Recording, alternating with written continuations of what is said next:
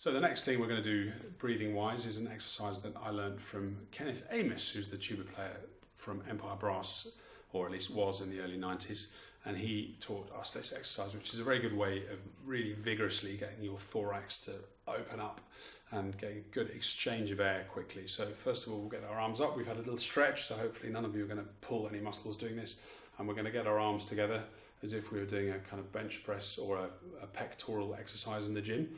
As you can tell from that, I've never been to a gym in my life, but you put your arms together and you breathe in as your arms go out and out as your arms go in. So we're going to start off firstly gently. We're going to go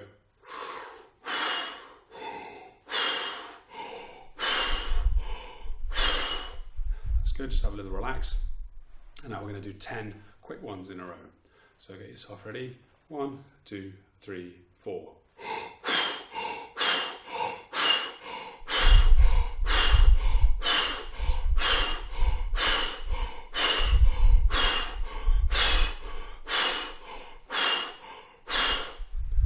Give yourself a little rest, get some saliva back in your mouth and have a little relax. So now you've done that, let your blood pressure come to normal. If you feel dizzy, that's okay, just don't let it get to the point where you faint. If you do feel faint, sit down on a chair and put your head between your knees, and that should help you feel better quickly. But a little bit dizzy is okay, it just shows you're developing your capacity. So the next exercise we're going to do is one that was pioneered by Arnold Jacobs, who was the tuba player for the Chicago Symphony Orchestra for many years and has been taken up by many of his pupils, including the great trumpet teacher Kristian Steenstrup, who taught it to me. And it's a very good one to develop how quickly you can get a full proper tank of air in. Obviously, if we're playing in an orchestra, we need to be able to get a full tank in a very, very swift period of time. So we're going to start off with time signature of crotch equals 80 and 5-4. And we're going to do 4 outs and 1 in. So we're going to go.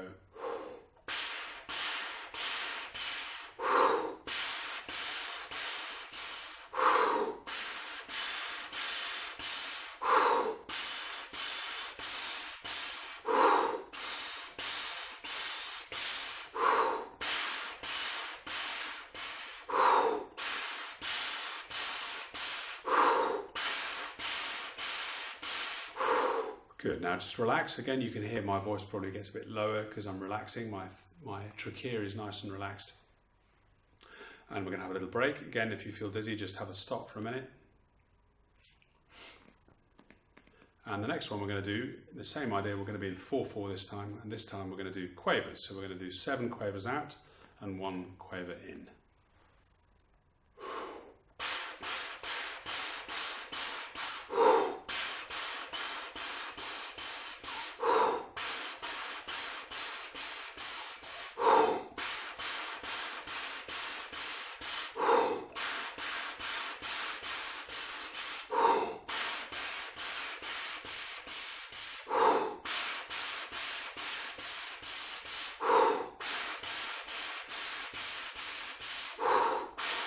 Good, now relax, let your blood pressure come to normal, have a little sit down if you need to, just a nice gentle relax.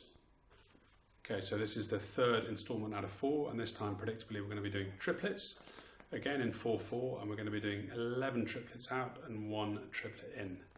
I will probably have covered these exercises with a lot of you in lessons, so this is just a skeleton one just to help you get through it in a practice environment and expend a bit of energy when otherwise you might not want to do it on your own. Hopefully it'll just take you through it.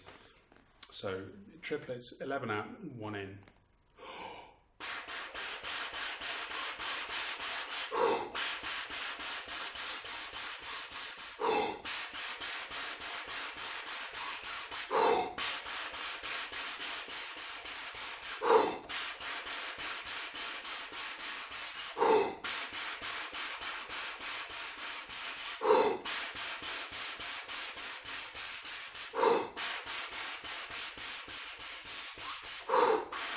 Good, now relax. You might be aware that I think I may have slowed down a little bit during that.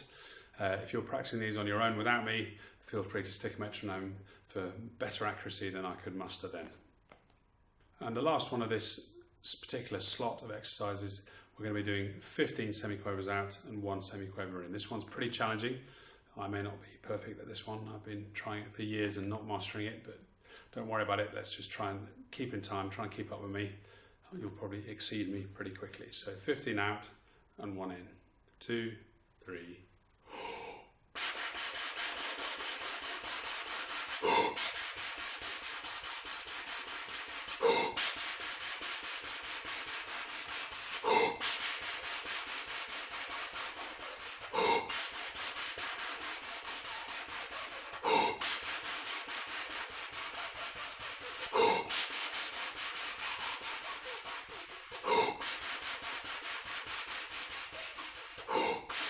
Good, now relax. Now, before you move on to playing, getting your instrument out, just have a little think about what you've decided you're going to practice today. It's definitely worth taking another couple of minutes just to think about what it is you want to achieve in your practice today. The first thing you have to remember with practice is whatever stage you get to at the end of your practice, before you put your instrument away and go off and do whatever it is you're doing next, really think about, have I got one thing at least better than it was when I started? One thing. It doesn't matter how small it is, really doesn't matter how small or how detailed your work is. It's so important just to get one thing better every time you practice. It enables you then, when you go off and you relax and you go off and have some fun, you go out to the pub, you go to the cinema, whatever you do, that you can feel that I've really achieved one thing today. It's a very important psychological point. So before you start the rest of your practice, just get yourself into a mindset of thinking, I don't have to overstretch. I'm not trying to be overambitious today. I'm just going to get to what I've decided I'm going to practice. I'm going to be unafraid to be detailed, and I'm just going to get at least one thing definably better than it was when I started.